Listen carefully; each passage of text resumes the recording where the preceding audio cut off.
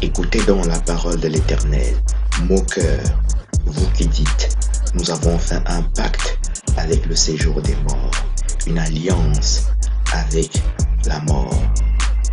Et quand le fléau débordé passera, il ne nous atteindra pas, car nous avons la fausseté pour refuge et le mensonge pour abri.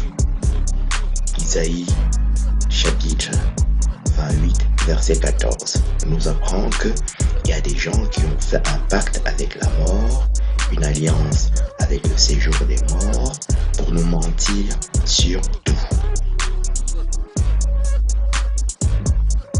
Ils mentent sur tout, sur leur nom, sur leur origine, sur absolument tout. Et c'est les mêmes qui ont la prétention de nous enseigner aussi des choses spirituelles. Bethléem, Éthiopie. Michée, chapitre 5. Bethléem, Juda, régnera sur Israël. 1 Chronique 2. Israël, fils de Juda, fils de Jacob, Juda. 1 Chronique 2, verset 54.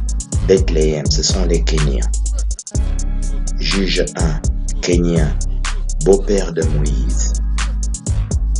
Nombre 12, Moïse, femme éthiopienne qu'il avait épousée, car il avait épousé une femme éthiopienne. Nombre 2 répète à 2 reprises que la femme de Moïse est éthiopienne et que ça veut dire Kénien. Ça veut dire aussi Madian, c'est le même mot. Ça veut dire aussi montagne du Sinaï. Ça veut dire encore montagne de Horeb, qui se trouve en Éthiopie. Exode 3 nous apprend que Moïse faisait perdre les troupeaux de son beau-père, le Madianite.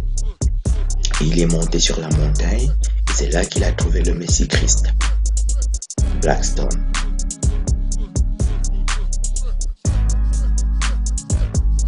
Alors, l'exégèse que je viens de vous faire sur l'Éthiopie, il n'y a personne qui sait vous faire ça. C'est très important que vous puissiez en tenir compte de l'importance.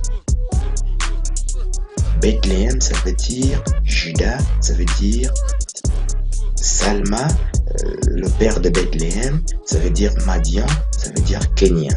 C'est un peu compliqué, mais j'ai fait une belle diapositive et tout le monde peut s'y retrouver. Moïse, serviteur de l'Éternel, mourut là, dans le pays de Moab, selon l'ordre de l'Éternel. Et l'Éternel l'enterra dans la vallée, au pays de Moab, vis-à-vis du Beth-Péor. Personne n'a connu son sépulcre jusqu'à ce jour. Je répète, personne n'a connu le sépulcre de Moïse jusqu'à ce jour.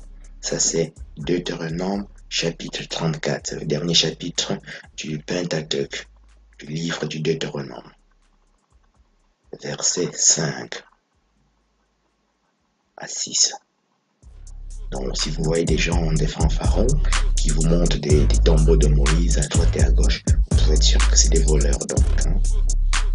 Jean 10 nous apprend que le voleur vient pour égorger et pour détruire. Donc le voleur est un tueur. Tu trouves quelqu'un en Palestine qui a volé une terre, tu peux être sûr qu'il n'a pas.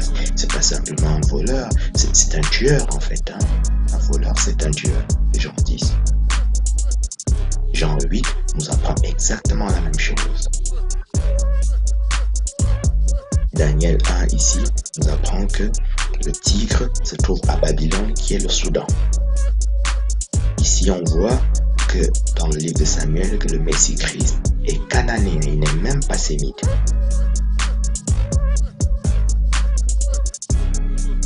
De Samuel 11, en haut à droite sur la diapositive, Bathséba, c'est une femme d'un Héthien que David a tué pour épouser, pour donner la généalogie, pour donner Salomon. Et on voit tout en bas, à droite, que Canaan a enfanté Heth. Heth, c'est le 3e fils de Canaan, Genèse 10. Héthien veut dire Heth, ça veut dire Canaan.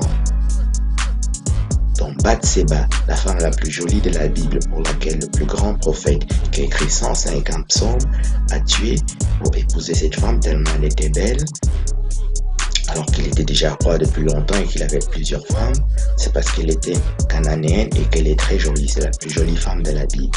Elle s'appelle Bathséba, elle est Canaan, elle est maman de Salomon. On sait aussi que la reine de Saba, qui est l'épouse de Salomon, est aussi cananéenne, éthiopienne. On trouve ça dans le livre des Cantiques de Salomon. Je suis noire et je suis belle comme Kédar. Kédar, c'est le fils d'Ismaël. Donc les Ismaélites de la Bible sont noirs, comme Salomon, comme Kédar. Voilà.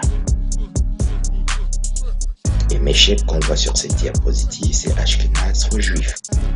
Et la toute première diapositive de cette vidéo nous montrait que Ashkenaz, c'est l'Europe, un descendant de Japhet. Rien à voir avec Sem, ni rien du tout. Il n'est ni hébreu, ni sémite, ni absolument rien du tout.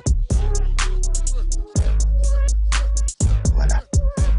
Il n'y a absolument aucune tombe de personne là-bas par là où il vous montre là-bas. Et c'est le Messie Christ lui-même qui a enterré Moïse. On voit ça dans 1 Corinthiens chapitre 10, verset 1. On dit, frères, nos pères Moïse buvaient un rocher spirituel qui les suivait, et ce rocher était Christ. Donc le Dieu qui accompagne Moïse dans la Bible, c'est Christ.